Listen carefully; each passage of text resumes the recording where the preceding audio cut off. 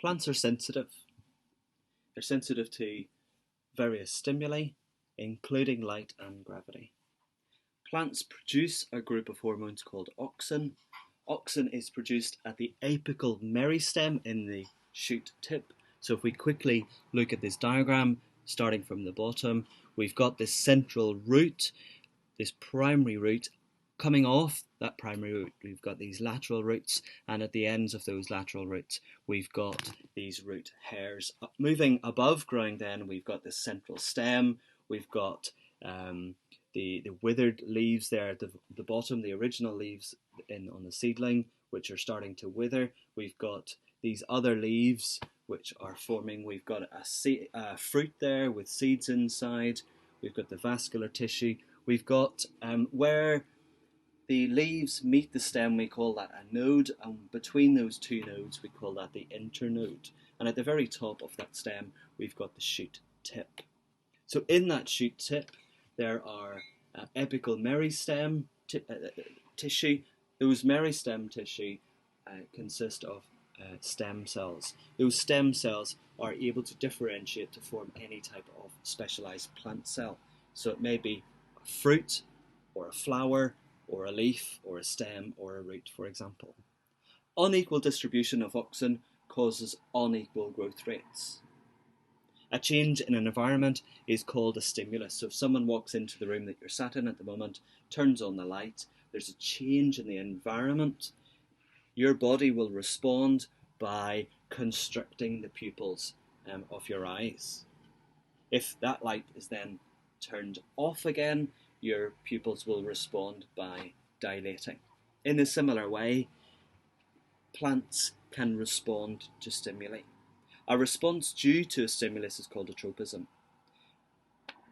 A positive tropism causes a response towards the stimulus, while a negative tropism causes a response away from a stimulus. There are different forms of tropism. They include phototropism, the response to light, geotropism or gravitropism, the response to gravity, chemotropism, a response to a particular chemical, hydrotropism, the response to water, and there are a few others. In the example of plants, if a plant shoot were to bend towards the stimulus, that being light, we would call that a phototropism because it's responding towards light. And if it's bending towards that light, we call it positive phototropism. In roots, we see that roots bend towards the centre of the earth. They move towards the centre. We call that gravitropism or geotropism. Because it's towards the stimulus, we call that positive geotropism. In the case of shoots move away from gravity, so therefore we call that negative geotropism. We'll look at that in further detail.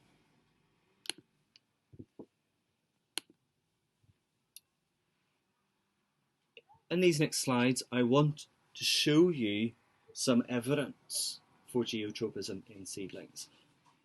As a reminder, we're trying to answer the question, how does a germinating seed know which way to send its roots and shoots with no light to guide it? So what if I remove the effect of light, so gravity is the only variable? Here is a petri dish. It stood on its side. It's in complete darkness. It's got 3 germinating seedlings. You can see P, Q and R. P is positioned horizontally. Q is positioned vertically with the shoot that has come out of the seed pointed downwards. R, you can see vertically as well, but in this case the shoot is pointed upwards and the root therefore downwards.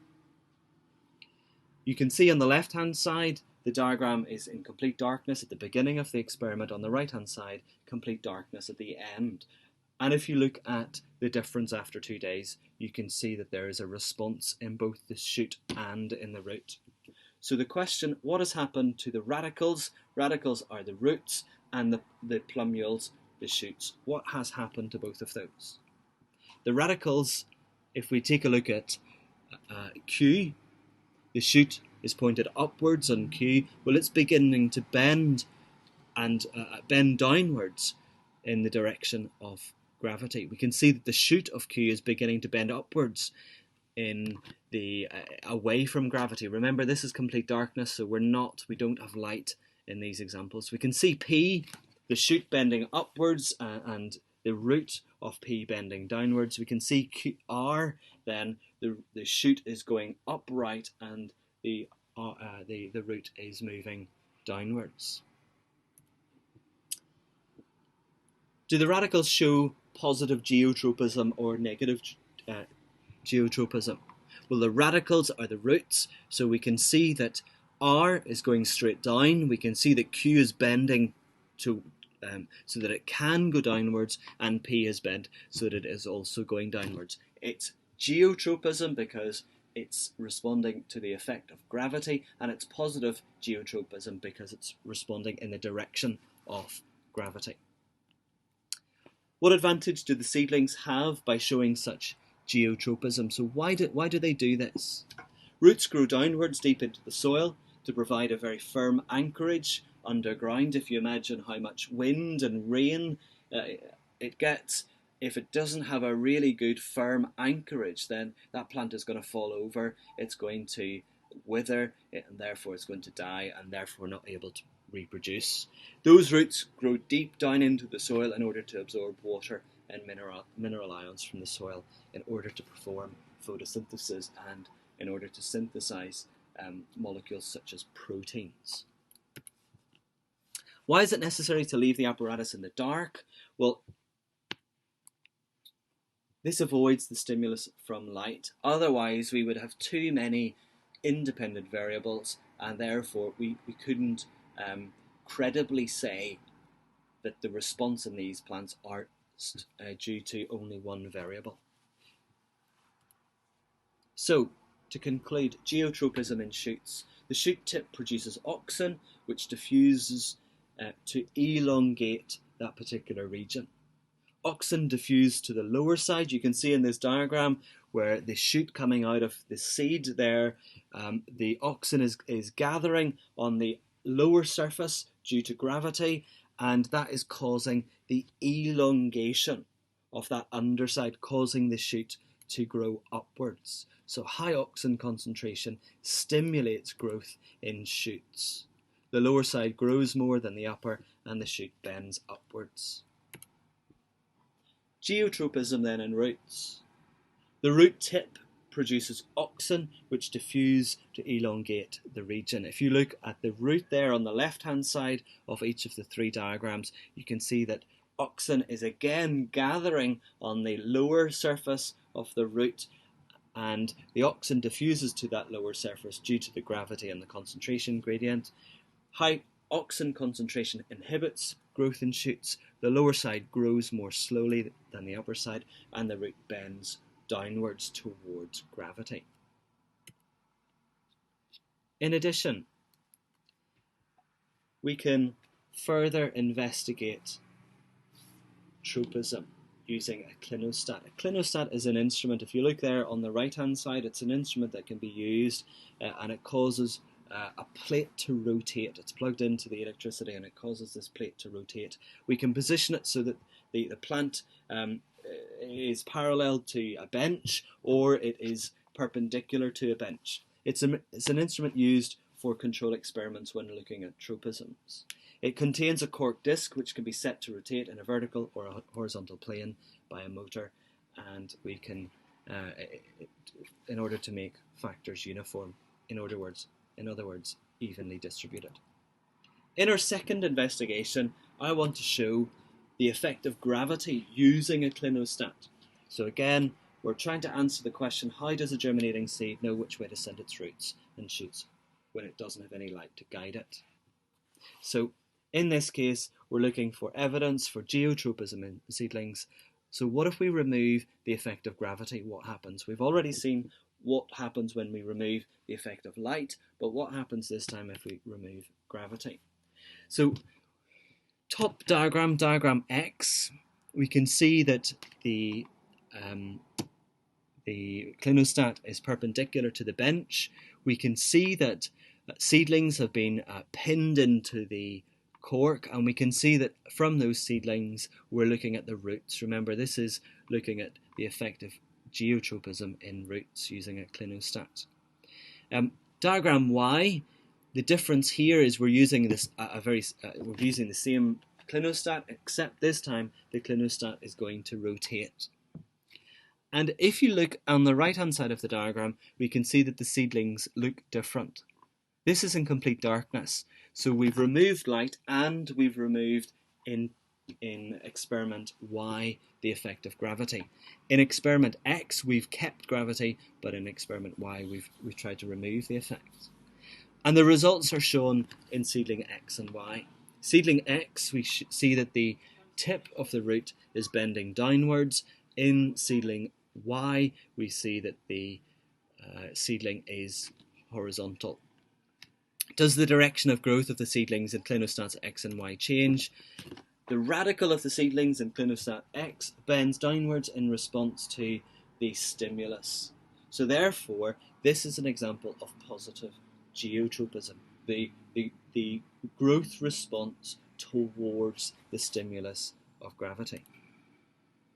Does the direction, since every side of the radical of the seedling in clinostat Y is uniform, remember that clinostat is rotating, and therefore we're removing the effect of gravity. So the auxin is no longer being pulled to the underside of those roots. The auxin is evenly distributed around those roots, and therefore the root tips are growing laterally, horizontally, parallel to the bench. What is the purpose of marking the radicals at equal intervals? If you see in both seedling X and Y, there's little marks all along that in order to find out which region of the radical grows faster. So you can measure the intervals that you've marked on and whether they've elongated at all. And what you will notice in this investigation is that the markings, the intervals that you've marked at the tip, elongate more than further towards the seed. What is the purpose of setting up the clinostat Y? It serves as a control for comparison. If we only had clinostat X, it may not be clear because it's showing us the effect with the presence of gravity. But when we remove gravity, we're not sure how it responds unless we conduct experiment Y. So it serves as a control for comparison. It allows us to compare the condition of gravity to without gravity. In investigation 3, I want to show phototropism in shoots. So we've already looked at geotropism in seedlings. We've already looked at the effect of gravity in roots using a clinostat, and now I want to show you phototropism in shoots. So remember, still asking the same question: how does a germinating seed know which way to send its roots and shoots when it's got no light to guide it? So this, I'm going to provide you with evidence for phototropism in seedlings. In shoots only because light does not reach the roots as they're underground. So here we've got 3 diagrams. We've got 3 plants of the same species. They're exposed to the same conditions, so same watering regime, same nutrients, etc. They're within the same size of a box, etc. Except box A, we've got this unilateral light coming from one direction through this little window. In box B, we've got the plant on a clinostat, so it's rotating around, and in this we've got unilateral light coming through. And in box C, we've got the plant in complete darkness. We've got, if you look at the results of those, you can see that A, B and C, the results of those are very different. So what has happened to the shoots of plants A, B and C? The shoots in plot A respond by growing towards the light source. You can see that they're bending towards the light source, so that would be an example of positive phototropism. The shoot in pot B do not show any curvature. There's no bending towards the unilateral light. Why is that? They grow straight upwards because the condition is uniform. Light is being applied to all surfaces of the plant, not just from one side, but because the plant is rotating around the clinostat, therefore each part of the stem or the shoots of those seedlings are being exposed to the same light intensity, the same light level. The shoots in pot C show vertical growth upwards. They're very slender though. The internode is much longer than in A and B. It carries much smaller leaves, and those leaves are often yellow in colour. You will notice that there's less leaves as the seeds have used its starch energy store for growth of the stem in the hope that the chloroplasts would find light and so begin photosynthesis. So perhaps you've done an experiment where you've seen something similar. You put seedlings into the darkness. You thought that those would not grow as much as seedlings on a windowsill, but in fact they actually grow. The seedlings grow more. They're taller seedlings, but they're yellow in colour. Why is that? Because the starch, the carbohydrate, the energy store within the seed has been used to send up straight growth in the stem in the hope that it can get over the garden wall or get over whatever object is causing a shadow over the plant and therefore reach light, absorb the light during the process of photosynthesis. What is the effect of the clinostat on the shoot of plant B then? The revolving clinostat cancels out the effect of the unilateral light on the shoots. What is the significance of phototropism to plants? The tropism ensures that a plant gets enough light energy for photosynthesis. Okay, to summarise. Phototropism in shoots then. The shoot tip produces auxin, which diffuses downwards. You can see from the diagram just there on the right hand side, the first part of the diagram, the auxin is not, there's no auxin, it hasn't concentrated on either side of the shoot. We can see in the middle where auxin has been produced by the tip and it's diffused by down a concentration gradient from an area of high concentration to an area of lower concentration, and it's gathered on the left hand side. You can see the arrow representing light coming in that direction only. So the auxin has moved away from the presence of the unilateral light. And we can see in the diagram, the third part of the diagram, that the tip of the shoot is actually bending towards the light. High auxin concentration stimulates growth in the shoot.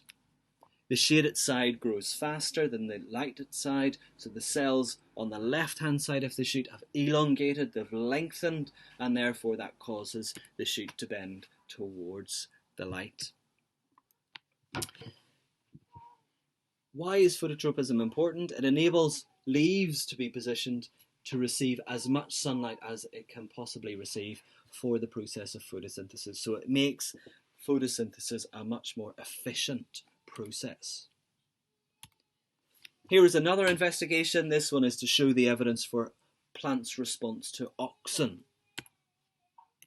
And in this, I want to remove, what we see here is an investigation into the effect of different treatments on the growth of seedlings. So seedling A, what I've done with this is I've removed the cap off those shoots. In B, I've covered the cap, and in C, I've left them uncovered. All of those seedlings initially were the same height, and so at the end of the experiment, these are the results. You can see that light is coming from one side only. So the treatment of seedling A, the tips have been removed. Seedling B, no light reaches the tips because I've covered them with the cap. And seedling C, more light reaches one side of the tips than the others. What's the effect of auxin then?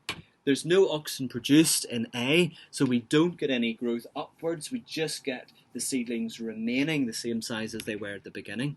In seedling B, we've got equal concentration of auxin on both sides because the auxin doesn't move away from the stimulus. Therefore, the auxin is still being produced by the shoot tips, but it is evenly distributed throughout the shoot, and therefore we get this upward growth, these straight stems. And in seedling C, we see that we've got the bending towards the light. The auxin being produced in the shoot tip, gathering on the dark side due to the concentration gradient, and that causing the elongation of the cells on the left-hand side of these seedlings, which causes them to bend towards the light. Just to mention for the importance of hydrotropism, hydrotropism isn't mentioned on your specification for AQA. However, it's good to know some of these things. Hydrotropism ensures the plant gets enough water as a raw material for photosynthesis and enough mineral ions in order to maintain the normal growth. So for example, nitrates from the soil in order to produce amino acids and build up proteins. Proteins, for example, could be used in the process of active transport. You need those protein channels in order to allow mineral ions to move into those root hair cells in the first place.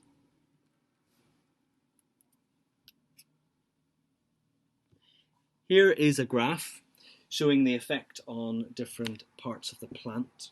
So in the root, as the auxin concentration, as the x-axis, as we move along the x-axis, as we increase the auxin concentration, at very low auxin concentration, we've got this slight positive growth at very low auxin concentration. As we continue to increase the auxin concentration, it dramatically decreases. And as we continue to increase that auxin concentration, we have this negative growth on the root. So auxin inhibits the growth of roots. High auxin concentration inhibits the growth of roots. Very low auxin concentration can stimulate positive growth at a very small level. If we compare that to auxin levels in shoots, at a low auxin level, shoots, there is no effect. There is neither positive nor negative.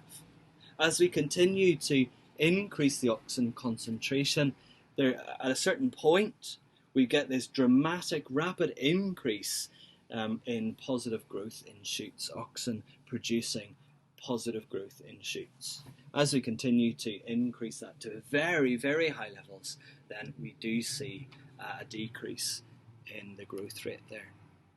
So, very low concentration, very high concentration. At low concentrations, roots grow. At high concentrations, roots are inhibited by auxin. At high concentrations in shoots, auxin causes shoots to grow. And when auxin is at low concentrations in a shoot, it has no effect. So here's a table summarising just that. In this table, I want you to pause the video and insert these keywords to describe geotropism, phototropism, hydrotropism, and whether it's positive or negative in both the roots and the shoots. Please pause the video and begin again when you're ready.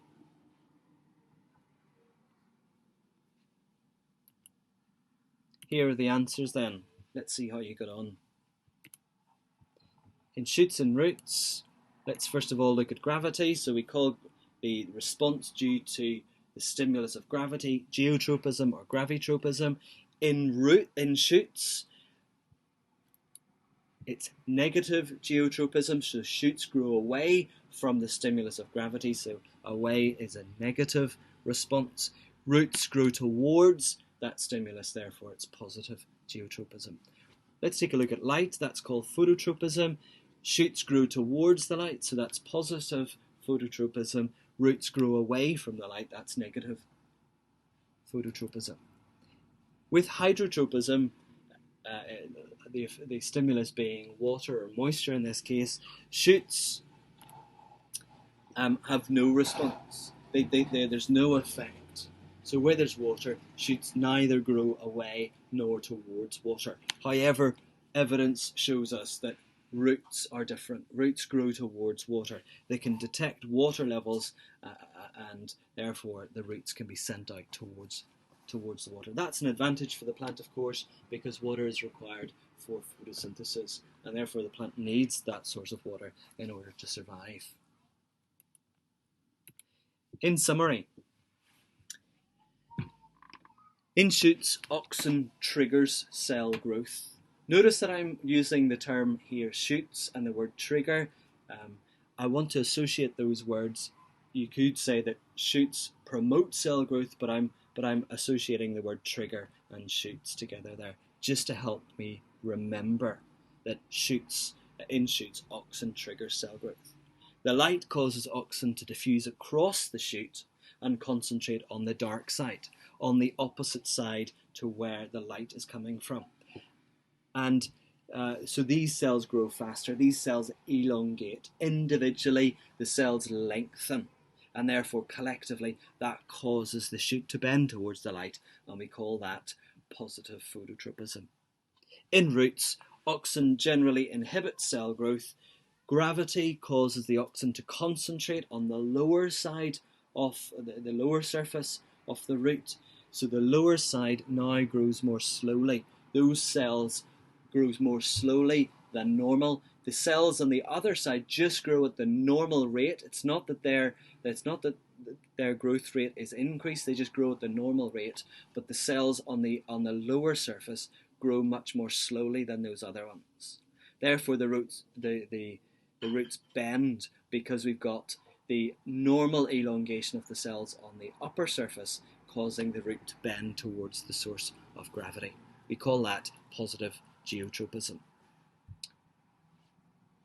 In this video, we have understood how plants use hormones to respond to stimuli, and you should now be able to describe what is meant by phototropism and gravitropism, and you should be able to explain the roles and importance of auxin in roots and shoots of plants.